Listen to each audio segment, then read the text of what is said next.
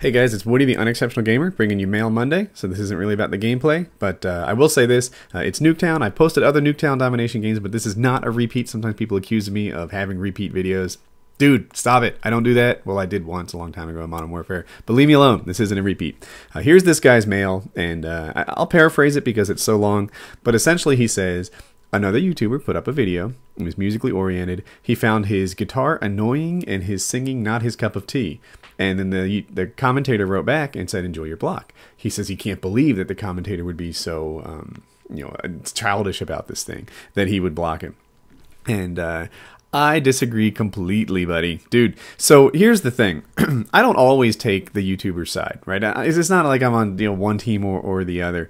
But when you make a video and you hope it will be good, especially a high effort one, like a song, then you're out there thinking like, man, I really hope this goes over well. You put a lot of work and effort into it. It's part of your sense of self-worth as to how much people like these things. And then you come back and you say his guitar is annoying. Dude, he wasn't the immature one. I think that his response was pretty measured, actually. Look at, I get this guy. I think his response was pretty measured. I think that the guy was pretty cool to you, and that you were not nearly as cool to him as he was to you. What did he do? He told you to enjoy your block? Dude, you ripped on his music video. Why did you have to say that? If it's not your cup of tea, if you have nothing nice to say, then say nothing at all.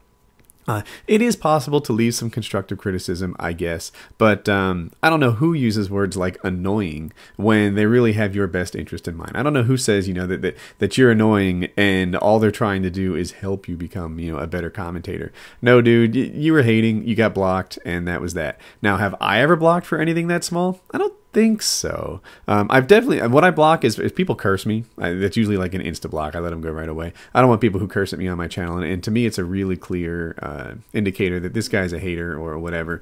So I might not have blocked in that situation, but I certainly respect his right to block you over it because dude, you called him his guitar annoying and his singing not. Leave him alone. You might not understand how hard he's working at this, how much effort it takes to do this well. And yeah, you should have left him alone. He was cooler to you than you were to him. So I don't think you have a whole lot of room to complain. Let's take a look at another video or another mail. So I'll paraphrase this one too, since it's fairly long, but he's 16 years old. He eats lunch in high school with his teachers. Kids are picking on him. He's failing 2 classes, and he wants to know if he wasted his life. And well, this is, I guess, is a fairly deep one. What are you going to say? No, dude, you haven't wasted your life. You're 16 years old. You're failing 2 classes? Get on my level, buddy. Yeah, I failed a lot more than 2 classes in high school. People don't know, I think. I picked up a lot of new subscribers since I talked about my my high school days. But I graduated high school with a 1.98 GPA. It is the lowest GPA of anyone I ever met that actually graduated high school. In my senior year, I started swimming, turning things around, getting my life in order, and I wanted to go to college. And I remember this, people would drop out of high school, and I would get excited about it because it helped my class rank. Yeah, high school dropouts had higher class ranks than I did. And it was like, it's a joke, man. So the notion that you've wasted your life at 16 years old is just crazy to an old man like me. No, dude, you've got plenty of life still going on. If you're a sort of on-the-ball guy, if you have any kind of ambition or brain in your head, then you have plenty of time to turn this around. And this is actually my second take at answering this email. And the first time I said that maybe by the time you're 30, which probably seems like forever from now for the bulk of my, teenage subscriber base. But the first time I was like, maybe if you're 30, then you can kind of decide that, oh, dude, you're not doing this right. You need to figure things out. But even 30 is not that late. Like I watched a Shay Carl video recently, and I think he was over 30 when he got his thing going. I hope I have my facts right. But it is not too late. It is almost never too late to turn these things around. And the notion that at 16, it's just about ludicrous to suggest that you've wasted your life. Although I will say, it's not too late to start turning things around now, right? You could put a little more effort in school, and I bet that you'd be surprised at how easy it is for a guy like you to turn this around and have things start to manifest themselves in better grades. I really doubt the reason you're not passing high school is that you put in your all and you can't do any better. I bet it has a lot more to do with you know, you're missing a lot of assignments. You're not actually doing the reading. You're not studying like you could. And that's why people struggle in high school typically. So and I'm going to guess you fall into that same range. Anyway, you know, is it too late? No, turn it around, man. Just pick up your high school grades and know that you've got plenty of time to make your life the way you want it to be. And that goes all the way for college. If you graduate high school, I think community colleges take everybody. And then once you get into community college, you can transfer to anywhere in the world. You know, you pick up your grades, you can go to Harvard if you want to, and no one needs to know or care where you got your first 2 years. Or not college, right? You might have some other kind of ambition. You could be an electrician, you could be a plumber, you could be an entrepreneur of some sort. There's all sorts of things you can do without college if that's the route you decide to take. So yeah, dude, waste your life? No way. Way too early to talk about things like that. And but what you may have to do is work a little harder and play a little less, because you know, there's a balance to be struck there. And it sounds like you might be a little too much on the play side and not enough on the personal development side. So get your balance in order. Let's look at another email right here.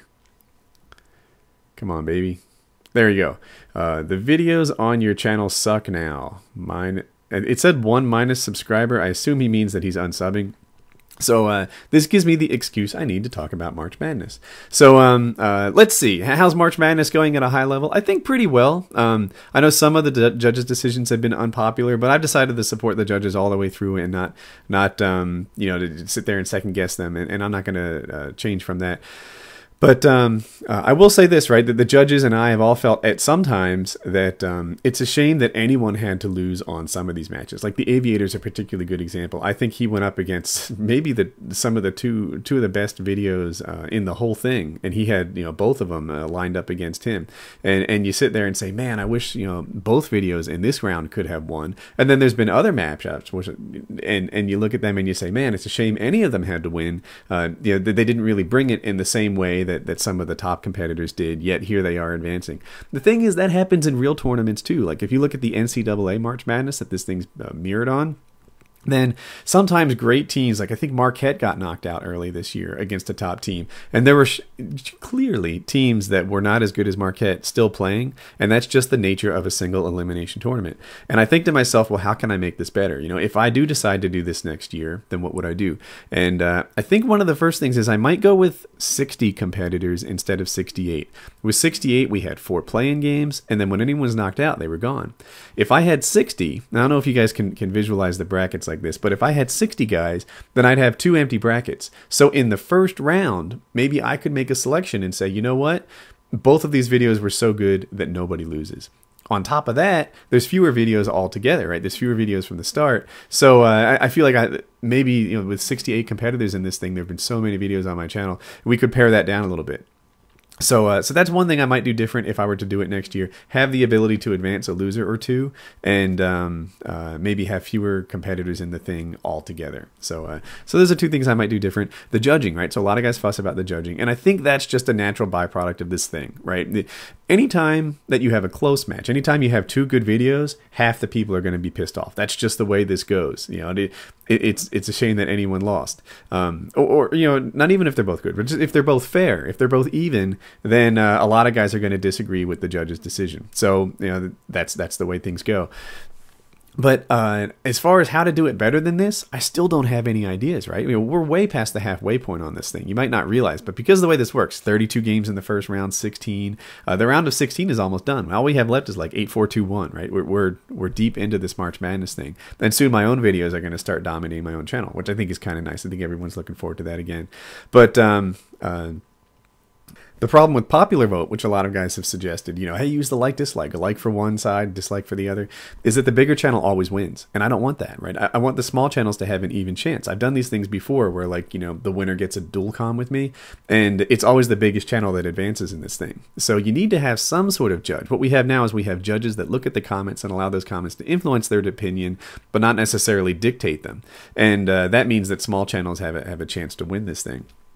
So if you have a better idea than that, I don't know that I want to change the format in the middle of the competition for this year, but maybe for next year, if you have some idea that is better than judges determining this thing and giving small channels an equal chance, then let me know, because I'm all ears. But as of right now, I still don't have an even better idea. If I think I were to hold it again and do like an April Madness, I'd do the same judging thing, because what's better than having judges determine who the winner is? It's maybe the crowd can be one of the judges. I'm not sure. That there's a thought. But leave a comment if you're interested in that sort of thing, and that's that. So yeah, to wrap it up, the commentary on March Madness is going pretty well. There's been some guys fussing about decisions here and there, but that's going to happen, especially with close videos when half the people like one and half people like the other. It's just the nature of the game. There have been some great guys that got knocked out too early. That's also going to happen. Not much you can do about it.